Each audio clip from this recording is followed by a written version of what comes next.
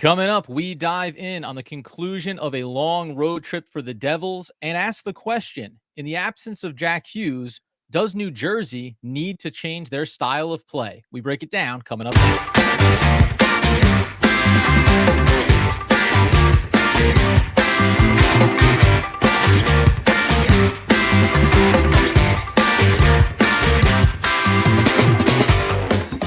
Yes, sir. It's DPL, the Devil's Puck Luck podcast, where we are your hosts. Over here, Adam Armbrecht breaking down the Brooklyn Nets on the Locked On Nets podcast with Doug Norrie.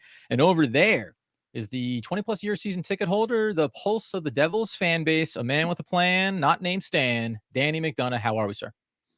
Not bad. Tough loss last night in Colorado, 6-3 falling.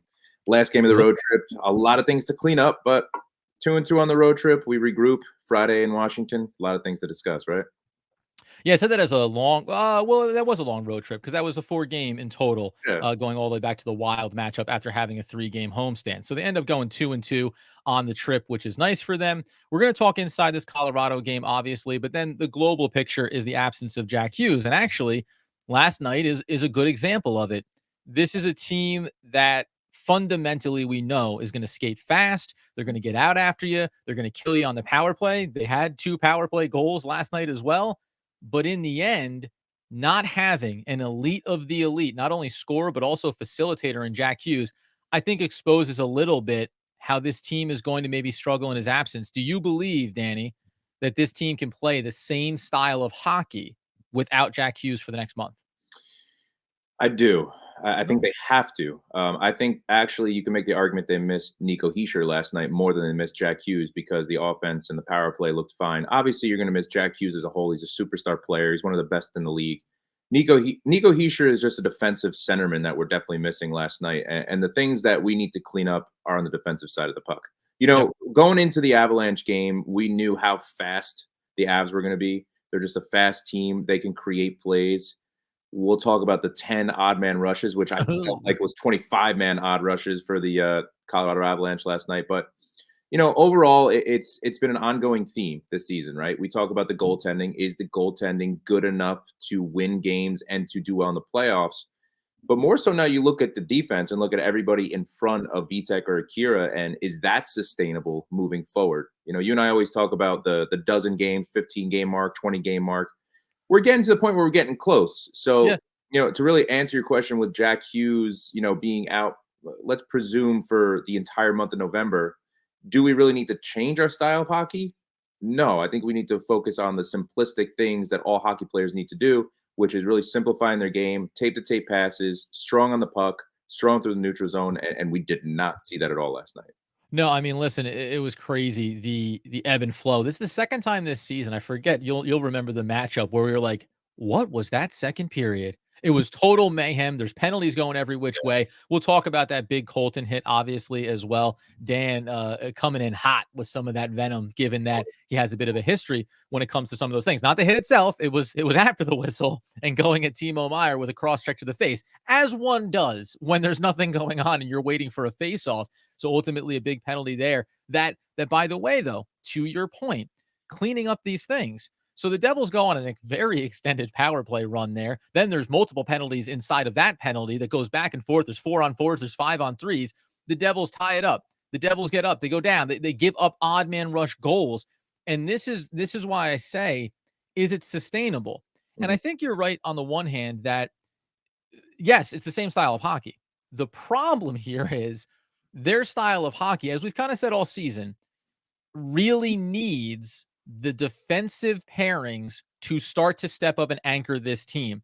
And when you think about Dougie Hamilton, a guy that in one moment comes to the defense of his teammate, and you love to see it, and then on the other one, on a power play, it's kind of like, hey, man, I'm going to go kiss the boards over here. You feel free to pass the puck wherever you want. It's just these lapses have been so critical, and you see the way other teams, especially a quick one like the Avs, they really punish you on those odd man rushes. I have absolutely no idea what Dougie Hamilton was thinking on that play. He was the last man standing on the blue line there and just pinched over to the boards, and that's an easy breakaway for, of course, Miles Wood. You knew it was going to be Miles Wood, right, on a shorthand play. Had to be. Danny's favorite former Devil, by the way. Oh, yeah. Miles Wood. How many Listen, jerseys? How many? You had every version of Miles Wood's jerseys, right? You had the alternate, the black, the red, the white. I yeah, think you even did. It's funny. We'll have to one of these episodes. We'll do this. The pan. You guys don't know this, but in Danny's home down in his basement and kind of the studio sports space, he has a shrine to Miles Wood, which yeah, is big pretty statue. nuts. Yeah, there's a lot of locks of hairs Big and things like that. statue. Yeah, there's some candles burning, etc. Uh, it was. Listen, defense is really, like I said, the You ongoing. remember Joe Boo from Major League? Yeah, where he made he drink that. That's what Danny has to Miles Wood in his basement. That's what it Like is. candles all around it, just Miles Wood right there. Yeah, I can see it. You should use the live chicken. We should use the live chicken. Good. We do miss Tuna, actually. We miss Tatar more than anybody, actually, if you talk about defense. But Yeah. going back to Dougie Hamilton, I have no idea what he was doing. It was clearly a mental lapse, and that can happen with a veteran. It just cannot happen. The thing with our defense is you look at last year compared to this year. Everybody's like, oh, we miss Severson and Graves. Severson has not played well for the Blue Jackets. Graves is not playing well for the Penguins. If you look at some of his stats, he's like toward the bottom in the NHL when it comes to how many goals he's given up while on the ice and how many goals for the Penguins on the ice. Yeah. So I don't really believe that they're missing them that much. What I do believe is that individual players are struggling more than they were last year and having some defensive lapses throughout the year. Siegenthal is not playing as well as he did last year. We see that. Right. Marino had a tough 10 games. He's starting to play better in the last 3 games, I think. Luke Hughes, you knew that there was going to be situations where he just was going to have defensive lapses. As a rookie, you expect that. His offensive skill is phenomenal. Brendan Smith is a 7th defenseman. He's not a 6th defenseman on this team. So, there's a lot going on. Ball has a lot on his plate. The Devils Yeah. organization has given Ball a big task here to basically replace Ryan Graves. And let's get into that here coming up in 1 second. Have the Devils put too much on Ball's plate here as a young defensive player? And is there clearly a missing piece when it comes to anchoring this entire defensive unit to make sure that stability on the ice and maybe in the locker room is also there? We'll get into that coming up here in just 1 second. Before we do, though, friends, we're going to tell you about our other friends, and that is, of course, DraftKings, because right now the NFL season is going strong. We are cresting the halfway mark, even if the New York Football Giants have effectively taken off the rest of the season. DraftKings Sportsbook is hooking up new customers with an offer that is even stronger. Bet $5 on any game this week to score $200 instantly in bonus bets. And DraftKings isn't stopping there. All customers can take advantage of a sweetener every single game day throughout the month of November. Danny, are you willing to ever put any money on the New York Jets again over the course of this season? Yeah, I really wish I didn't on the Monday night game +4. That was a mistake. But Oops. yeah, no, I'm not. I'm done. Guys make bad decisions and you try to recover from them. Get in on the game day greatness. Download the DraftKings Sportsbook app now and use promo code THPN. New customers can score $200 instantly in bonus bets when you use just a $5 bet to get those $200 instantly in bonus bets. That's promo code THPN. The crown is yours. DraftKings Sportsbook, an official sports betting partner of the NFL. Gambling problem? Call 1-800-GAMBLER. Visit www.100gambler.net. In New York, call 877-8-HOPE-NY or text HOPE-NY to 467-369. In Connecticut, help is available for problem gambling. Call 888-789-7777 or visit ccpg.org. Please play responsibly on behalf of Boot Hills Casino and Resort. Licensee partner Golden Nugget Lake Charles. 21 plus age varies by jurisdiction. Void in our friends to the north, Ontario, Canada. Bonus bets expire 168 hours after issuance. See sportsbook.draftkings.com/football terms for eligibility and deposit restrictions, terms, and responsible gambling resources. All right, so you said there, Dan, coming out of that break, Danny, I should say, want to be respectful. That's your name. That Ball is maybe a little bit over his head right now. Not in a negative way, but just that the expectations have gone year over year for him. We talked about it in the offseason. Hey, this is a big opportunity for him. I do have concerns now. And we've heard fans say, Brandon Smith, he's a disaster. We know he's a 6th or even 7th defenseman. Do you maybe feel like the thing that you wish the Devils had addressed this offseason was having a very specific Gazoon type Thank you. veteran presence that was a pure, I don't even know how to skate with the puck on my stick offensively, but I am a pure defensive anchored player, probably with a little bit of speed because we've seen other versions of this that doesn't quite fit the mold. But just to have that kind of Tyler Toffoli, right? Tyler Toffoli-esque presence like they brought in for the offensive group. I wish we got a player like Luke Shen last year You defensively. talked about him in the Yeah, offseason as well. Just as a quality player. yeah, I really wanted Luke Shen at the trading deadline. Ratko Gudis is another guy, man. He brings that physicality. He's a defensive defenseman. He throws big hits, and we always talk about really, creating that physical presence. I think we're missing that, and I think that if you look at everything in totality right now, I think we're going to go after a defenseman, at the trading deadline. I don't see how we don't. I don't see. I know it's only a dozen games, but I don't see how this team can sustain what we're doing throughout the year with the defense the way it is right now. And at the end of the day, that's okay. Teams that are going to be in the top 10 in the NHL are going to get pieces at the trading deadline. That's why they do it, right? So I don't. For Ball, to answer your question with Ball, going back to Ball, I like that he's getting thrown into the fire because he's Mhm. going to learn a lot from this. But again, he's a young kid that's going to make some mistakes, and we have to understand that. We have to know that. Ball was a shot blocking machine last night. He had a very good first half of that game, and then he was a little behind the puck. He had a couple unlucky bounces, unlucky plays, where basically the puck was, at his skates, and then McKinnon just stole the puck. And you know what McKinnon does for Colorado. He's Yeah. absolutely incredible. There's a lot of pressure on him, but I really do think, and I'm sure you can agree, that right now where we stand, we need another defenseman that is a strong defensive guy that's going to stay at home, and he's going to be like the Scott Stevens, so to speak, Mhm. that's just going to get you what you need on the back end, and that is going to clean up those broken plays. Yeah, and it's interesting to me too because it is early days. We know we're not going to be with Jack here. I agree with you. By the way, you mentioned the top about Nico. It's the guy that plays on the boards, controls the puck at both ends of the ice at times for you, and really just has that kind of veteran captain experience for you. I wonder if the Devils are willing to at least start to try to like sniff around as early as possible, right? Because there's never going to be too soon to do this. Specifically because when you look, this isn't like, well, what if Jack's injury, knock on wood, was any longer than the month, right? Well, okay, that really reshapes the idea of what your season is. But you know what you have in your defensive group. So, like, there's no risk of, well, let's see what happens here. Brendan Smith isn't going to become a different player. Now, Colin Miller, we know what's gone on with him early in the season. Maybe that's a part of it, but there's nothing really new coming here. And it's funny because a guy that I think should get a shot to come up if needed. I've mentioned Hataka before. I think why not give him a look? But I'll also go ahead and caution myself that going with another young player is not necessarily going to be the solve. I think he's the right model of defensive player, but I worry that the Devils, in waiting and seeing how things evolve here, are going to find themselves potentially, this is a ways away, but coming out of the deadline and saying, well, we're behind the eight ball a bit here because we see the way the Metro is going right now. The Rangers, it sucks, but they're really good right now. They're They're very playing great hockey. So you don't want to get too far out of this. That's a big factor here in how urgent you feel about how things are going. Yeah, as a Devils fan, I can say very confidently, I think the Rangers are the best team in the league right now. I really do, and I'm It's a going shame. over It's a Vegas real and I'm shame. going over Boston just for what the Rangers did on the West Coast. They swept that West Coast trip, and had a winning streak. Rangers are extremely hot right now, and that's with injuries. That's with Jonathan Quick playing really well too. So it's very early in the season. I know that no matter what, us fans are going to be looking at the standings. We're going to, kind of check out the charts. We're going to see what's going on around the league, but it's for me. I'm done with this pairing for defense. I think it's time to change it up. I think I want Luke Hughes on that second pairing. I want to see him with someone besides Brendan Smith. I want to see Ball with someone else.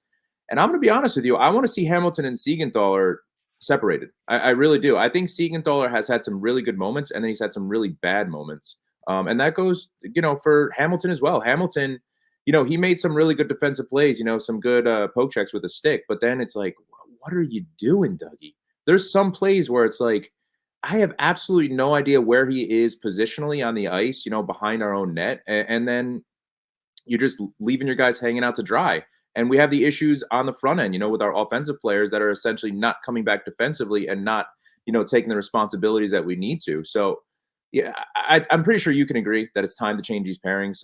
We're bottom 5 in the league with goals against right now. We're not doing well in that category, and everything starts in front of the goaltending. And the defense is a big, big thing to address here now, a dozen games in. And why not? Why not change the pairings? Let's see what else we can do with different pairings. Let's put Ball with Smith. Let's put Luke Hughes with Marino. And leave Siegenthaler and Hamilton for now. That's fine. But I think you got to see Luke Hughes with someone else.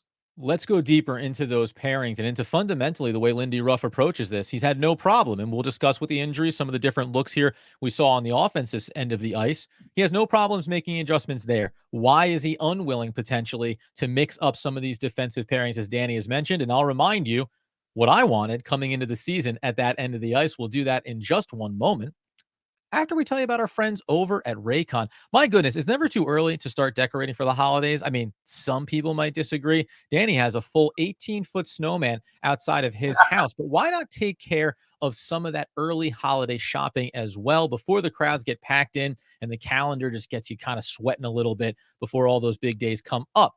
And you know you want to do it before Black Friday as well. And that's why you can shop Raycon products right now and save up to 50% off because their early Black Friday sale is going on now.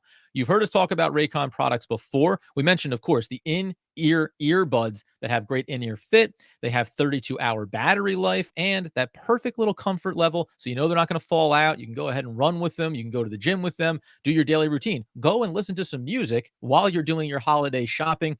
And this past year, though, Raycon has expanded their entire business in introducing Raycon Home and Power Tech products. Their 5-star review Magic 180 cable allows you to charge iOS, micro USB, and Type-C devices 8 times faster with my New Jersey Devils nickname, which is not going great right now, 100-watt power delivery. Their faucet filter also ultra filters the water in your tap against chlorine and heavy metals. It's a must-have for ensuring the water that you use to wash your face and brush your teeth is, well, actually clean.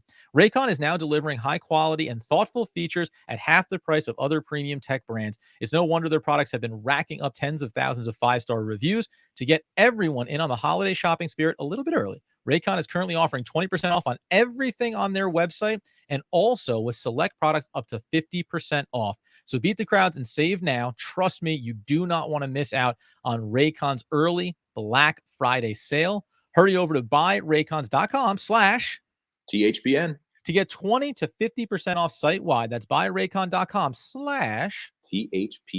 to score 50% off Raycon products. Buyraycon.com/ THPN. All right. So you were starting to mention it there.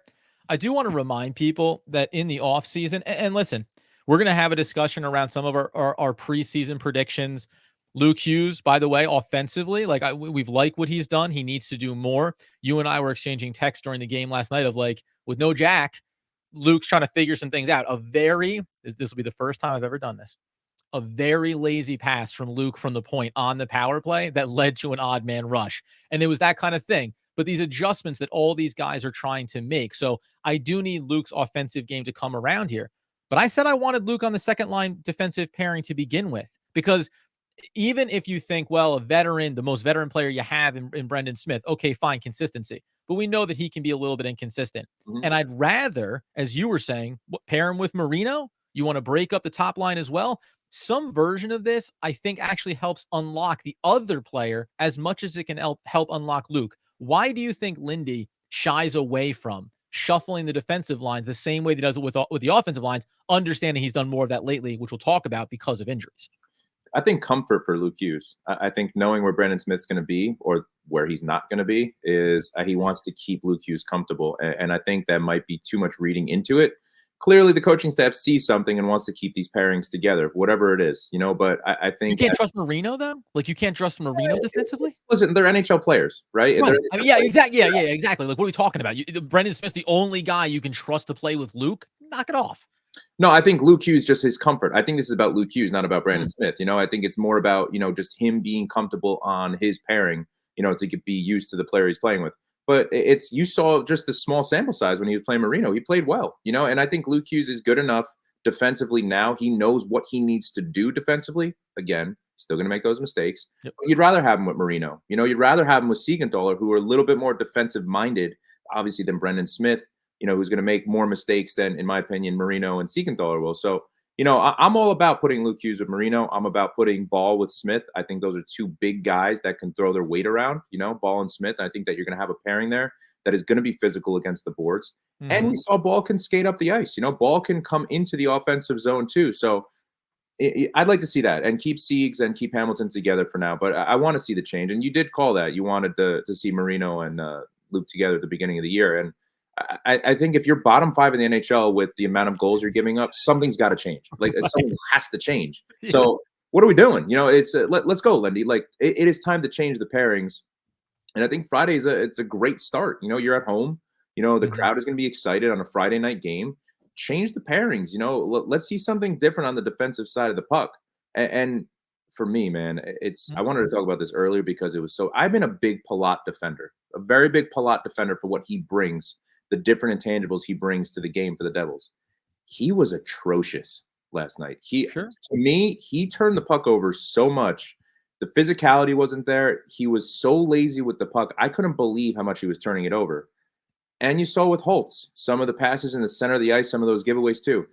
But by no means were any Devil player good after the first period. I don't want to say like, it's just these two guys, but Right, they right. stuck out like a sore thumb to me. Bratt disappeared in the second and third period as well. But defensively, everybody just looked miserable. We were getting beat on every single puck. But again, that's going to start with your pairings and defense too. And it's, to your point, it's time for a change, man. Let's go. It's time for a change.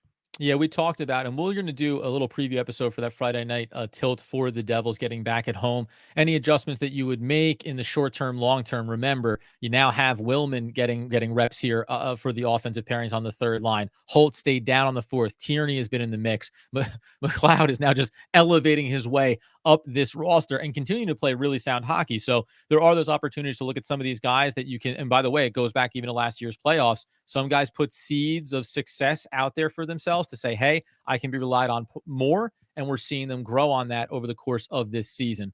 One last note, just coming out of this particular game here. And this is where I say, like, against a team like the Avs, who play fast and they want to get out there, not dissimilar to the Devils, right? Want to put pressure on you.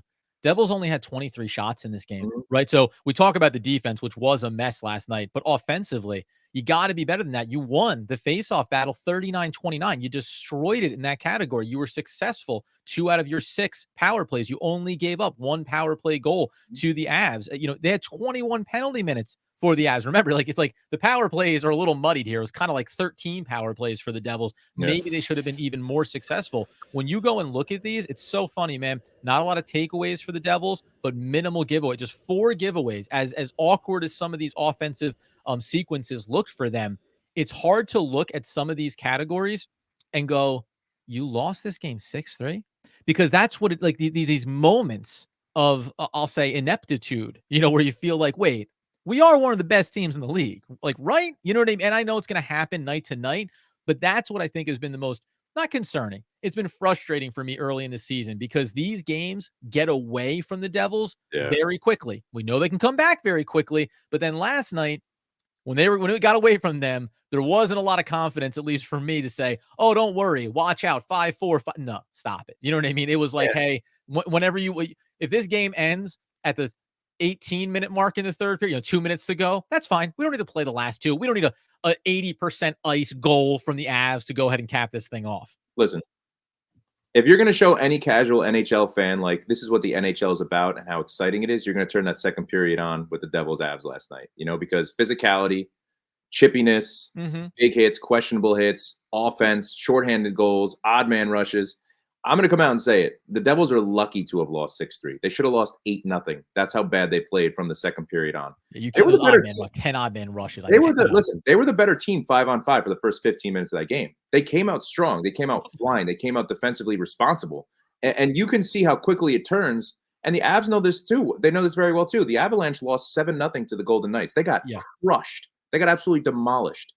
So it's the Avalanche know the type of team they are. The yeah. Devils have to know what type of team they are. They're going to be that offensive minded team, but you got to play defense. Like if you're not playing defense, you are going to get crushed by teams like the Avalanche.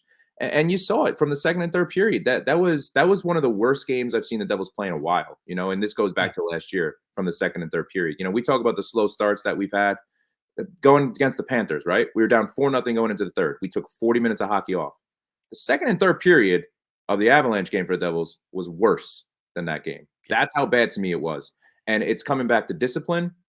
It's coming back to defensive responsibilities. It's coming back to turnovers. And I need to see, there's 3 people that I need to see step up on the offensive side of the puck. Let's forget defensive side right now. Note these guys here because we're going to come back in Yeah. and utilize this for our preview Friday show. But this is the official tease, ladies and gentlemen. 3 Yes. players that Danny needs to step up for New Jersey. Andre Palat, number one. First and foremost, he needs to step up big time. I'm curious if you say the guy that needs to be said here. Dawson Mercer Okay. needs to step up Yep. big time. You're curious, right? But why? Now I'm scared. Now there's a lot of pressure on me. Okay. Alexander Holtz, he needs to step up too. I think that now that you have Jack and Nico out, let me finish. Now that you have Jack and Nico out, I want to see him step up even more offensively. You know, he has the skill to do it. I understand that Lindy Ruff is kind of handcuffing him with the way he's being played on the fourth line. If I was the coach, and you and I talked about this off air, Adam, I text you this, put Holtz on the first line, put Palat to the third line, and put Willman to the fourth line. Like, this is getting ridiculous to the point where you need scoring power on your top two lines to replace what Jack did, to replace what Nico was doing, because Nico is going to get those dirty pucks and get him to the playmakers, get him to the goal scorers. Okay. Calm down, buddy. It's a tease. It's not a have the whole discussion episode. Those are the guys. Danny forgot to mention the other critical player, Timo Meier. Sorry, pal. You're on an 8-year extension. I get it. You bring a different element and dynamic to this team. We will talk about the stats ahead of Friday night's game and remind you why he is nowhere near the pace that he needs to be, especially in the absence of now Jack Hughes. You are a veteran. You need to be a part of this solution. You need to be helping Tyler Toffoli, who's had an electric start to his year, lift this offense up and provide consistency for this team, especially in that critical, final third of the ice. Come back and join us for our preview episode ahead of that Friday night game, where we'll talk about these step-up players. We'll debate the line combinations, and I'll explain to Danny why let's not go ahead and put too much on Alexander Holt's plate early in the season, although we know the offense has to come from somewhere. You get over on YouTube, Devil's Puck Luck. Enjoy us. We're going to be doing some more live sessions here. We have some more network lives that we're going to be doing, watch parties. So you're going to want to be following the Hockey Podcast Network as well. Over on Twitter /X, whatever you want to call it, at Danny the Face, at Adam Armbrecht, at NJ Devils PL, and also on TikTok, on Snapchat, on Instagram, and on Facebook at Devil's Puck Luck. You better believe it, buddy. I need Timo Meier to light a fire. We'll see you next time, boys.